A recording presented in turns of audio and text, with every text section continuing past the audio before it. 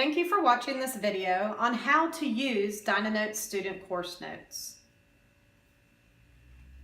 As a quick reminder from the first video on what are DynaNotes student course notes, our course notes summarize all the eligible TEKS in a concise and student-friendly manner. Examples, vocabulary are all included in an organized way. The well-researched features include text organization, graphic organization, vocabulary development and reinforcement, relevant content only, the eligible TEKS are strictly adhered to, and finally, color. For whatever reason, humans understand, retain, and recall information better when it is presented in color. The first place to look on how to implement DynaNotes student course notes is the Quick Start Guide. A Quick Start Guide comes with every classroom set and every 10-pack. The first piece of advice is to maximize student access to the course notes all year. Well, this is pretty straightforward for one-to-one use. Each student simply places the course notes in their binder using the 3-hole punch or in a pocket of their folder. In the case of classroom set use, one piece of advice that is critical is to have the notes placed at every desk. If the teacher has to hand the notes out and pick them up for every activity, this becomes a barrier to use, and the notes end up getting used less and less. However, if you have a tray at every desk, or one piece of advice that customers gave us is the use of a sheet protector at every desk.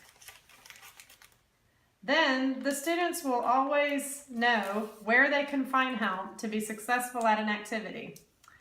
To use the sheet protector, what some customers do is simply tape the sheet protector so that it hangs off the edge of the desk.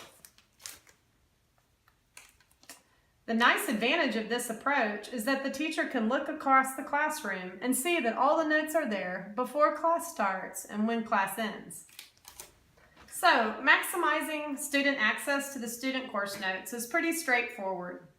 It's critical because the more students have access to their notes, the more opportunities they have to look up information when they're stuck and to proceed more independently without the teacher's direct assistance.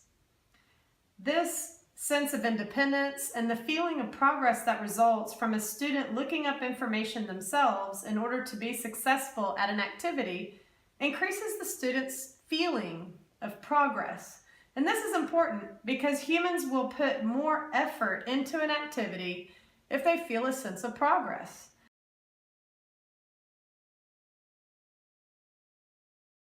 The next piece of advice on the Quick Start Guide is to see how the DynaNotes student course notes are organized and note which sections align to each of your lessons.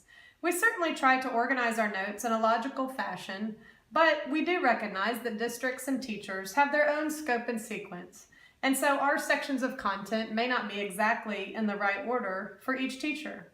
However, for the most part, when a teacher is covering a particular topic, he or she should be able to find that section of content and the related information within one section for a given day.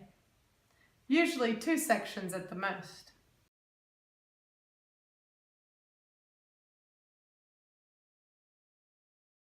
Once that's identified, whenever the new content is introduced, just be sure to display and explain that section of content using the teacher's CD. Or if you have digital DynaNotes, you can use the information in the app. And this is important to do before students progress into application. Research shows that students do better if they have access to a visual aid, both before and during explicit instruction. Imagine if not only that, but they have the same visual aid displayed by the teacher and being referred to. That simply makes the visual aid that much more useful to the student.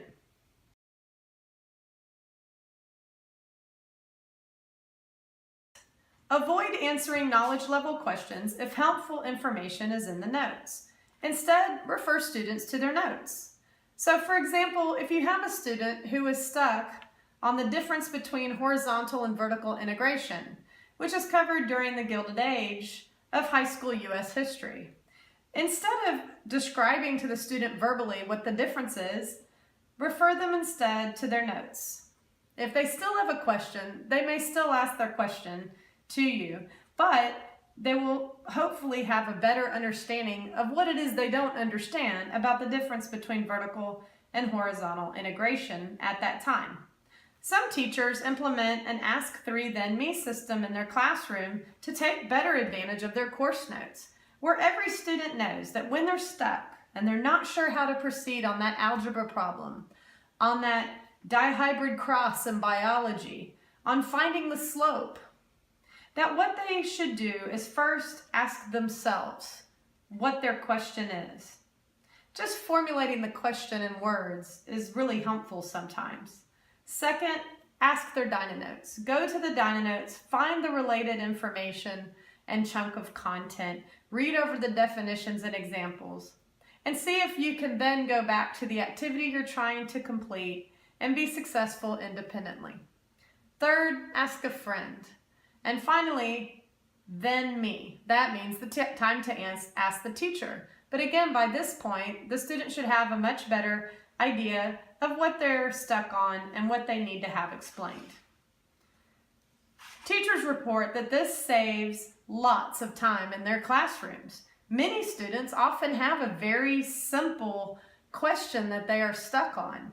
And when all those students help themselves, that gives the teacher more time to spend with a student who needs more than this, who needs more than a simple example, a simple definition, but a student that has a bigger problem or a bigger question, or simply needs to catch up on material that was covered in the past.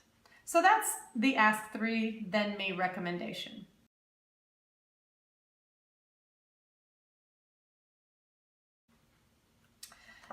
Next, visually acknowledge student progress throughout the year by highlighting sections the student has mastered.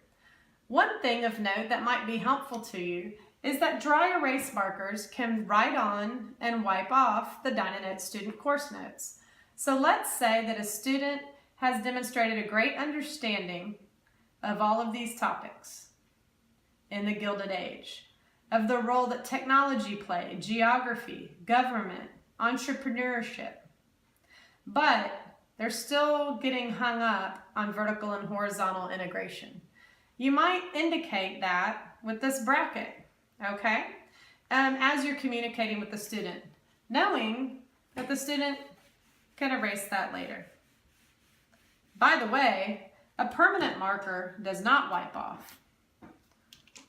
This could prove very handy as you perhaps label your DynaNotes if you're using a classroom set so that you can keep track of them. And if I were a student in a classroom with one-to-one adoption, I would be very encouraged to put my name on my DynaNotes so that there's no question about whose copy it is.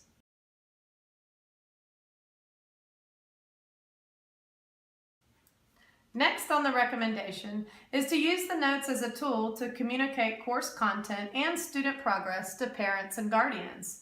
Again, because this is a concise summary of an entire year's worth of work, it's a great communication tool to talk to parents about where you are in the process of understanding, of moving through this information, and perhaps how the student did not do as well in the category on World War I because they had confused the sides or some of the important battles. And to be able to refer back to that and encourage the parents to spend time with their students talking about this information.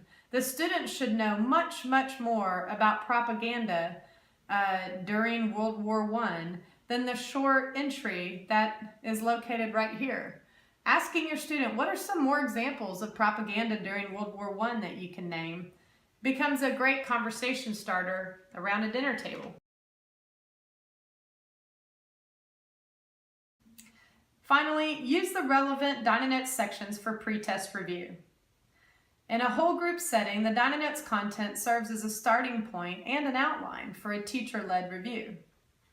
You can play a fun activity called Stump the Teacher, where the students, armed with their course notes and a release test, try to earn points by asking an unarmed teacher with no course notes at his or her side challenging text-aligned questions.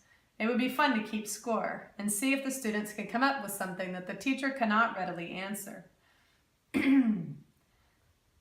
For independent use, being familiar with them, most students naturally are going to use these notes as a study aid before all tests. I talk to teachers who have classroom sets all hanging in their sheet protectors in their desk, and students regularly come into their classroom before school and after school to get homework done or just to study.